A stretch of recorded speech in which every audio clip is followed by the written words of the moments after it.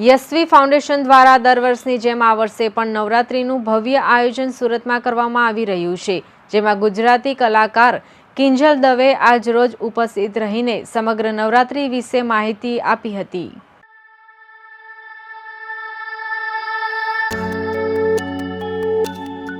યશવી નવરાત્રી 2025માં ગુજરાતની સુપ્રસિદ્ધ ગાયિકા અને ગરબા ક્વીન કિંજલ દવેના સુમધુર અવાજમાં સતત બીજા વર્ષે આયોજન થનાર છે.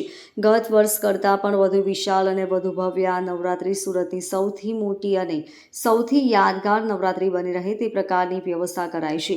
આ વર્ષે પણ સૌથી મોટા એર કન્ડિશન ડોમમાં અદ્યતન સાઉન્ડ ટેકનોલોજીની વચ્ચે ખેલૈયાઓ મન મૂકીને મોકળાશથી ગરબે ઘૂમવાનો આનંદ લઈ શકે તેવી રીતે વિશાળ જગ્યા કરાઈ છે. ગરબા રમવા અને માણવા માટે આવનાર લોકોને પાર્કિંગની પણ કોઈ પણ જાતની અગવડ ન પડે તે માટે ગરબા ગ્રાઉન્ડની સામે જ પાર્કિંગ માટેની જગ્યા ફાળવાઈ છે. સાથે સાથે કોઈ પણ પ્રકારના વિક્ષેપ વગર ખેલૈયાઓ ગરબા સ્થળ પર પ્રવેશી શકે તેના માટે સૌથી સરળ અને ડિજિટલાઇઝ એન્ટ્રી રખાઈ છે. 22 સપ્ટેમ્બરથી 2 ઓક્ટોબર એમ 11 દિવસના યશવી નવરાત્રીના અન્ય આકર્ષણોની વાત કરીએ તો ગરબા કાર્યક્રમનું સંચાલન સેલિબ્રિટી એન્કર કરિશ્મા તન્ના દ્વારા થનાર છે. ખેલૈયાઓ માટે 1 કરોડથી પણ વધુના ઇનામો, જેમાં 2 મેગા પ્રાઇઝનો પણ સમાવેશ થાય છે. યશવી નવરાત્રીનો આનંદ દરેક વર્ગ અને દરેક સમાજના લોકો થઈ શકે તેમજ કિન્નર સમાજ, દિવ્યાંગ બાળકો, સિનિયર સિટીઝન, અનાથ આશ્રમના બાળકોને પણ આમંત્રિત કરીને તેમને આ તહેવારનો આનંદ લેવા આમંત્રિત કરાશે. વેસુ VIP રોડ પર ભગવાન મહાવીર કોલેજ સામેના ગ્રાઉન્ડ ખાતે યોજાનાર યશવી નવરાત્રી 2025 અંગે પત્રકાર પરિષદમાં વધુ માહિતી અપાઈ હતી.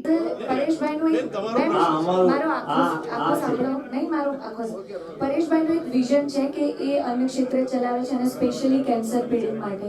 હું એઝ અ કલાકાર અમારા વર્ષમાં અમુક એવા કાર્યક્રમો ફિક્સ હોય છે કે જે કોઈ હોસ્પિટલ માટે હોય, કોઈ ગૌશાળા માટે હોય તો અમે ફ્રી ઓફ કોસ્ટ એ પ્રોગ્રામ કરતા હોઈએ છીએ. અને ઘણીવાર એવું બી બને કે તમે ફ્રી ઓફ કોસ્ટમાં પણ ગયા હોય પણ સામે તમે ₹1-2 લાખ આપીને આવો. એટલે અમારા લગભગ વર્ષમાં 10 કાર્યક્રમો આવા અને સ્પેશિયલી મારા ફાધર છે ગૌ પ્રેમી છે, એટલે લગભગ વર્ષમાં 8-10 કાર્યક્રમો એવા કરતા હોઈએ કે ગૌ માટે અને અબોલ જે પક્ષીઓ હોય એમના માટે જ્યારે કંઈ ભેગું કરવાનું હોય તો એ કાર્યક્રમો અમે ફ્રી કરતા હોઈએ છીએ.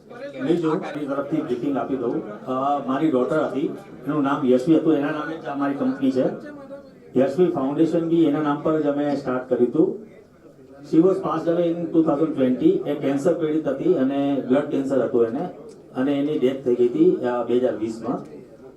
એ ટાઈમ પછી અમે યશવી ફાઉન્ડેશનની મેં રચના કરી હતી અને એ થયા બાદ